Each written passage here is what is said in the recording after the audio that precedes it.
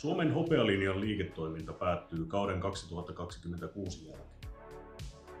Mutta mikä ajoi tämä historiallisen varustamon näin vaikeaan tilanteeseen?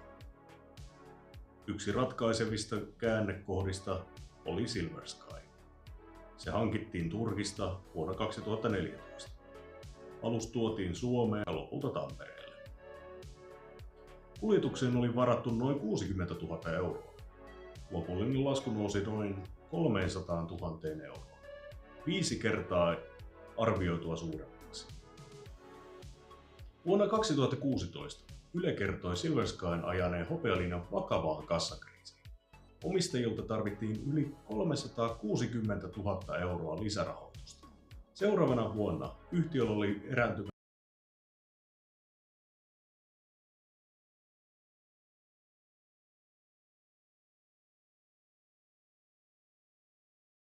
Bistro Kattila siirtyi yhtiölle ja Bistro Mustavuori avattiin. Ravintolat muodostivat noin 60% liikevaihdosta. Vuosi 2019 oli vielä niukasti voitollinen, mutta tiesikö yhtiö todella, mikä sen toiminnoista tuotti ja mikä söi kassaa? Sitten tulivat korona, inflaatio, korkojen nousu.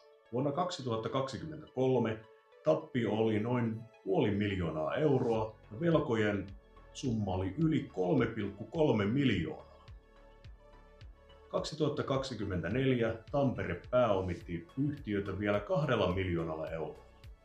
Silver Sky ei yksin upottanut Hopealinjaa, mutta se paljasti riskit ja käynnisti pelastusrahoituksen kierteen, josta yhtiö ei koskaan täysin vapautunut. Hopealinjat oli Suomessa ainutlaatuinen varustamo ja sen katoaminen Tampereelta jättää ison aukon kaupunkilaisten sydämeen. Toivottavasti joku yrittäjä ottaa Viikinsaaren liikenteen hoidettavaksi.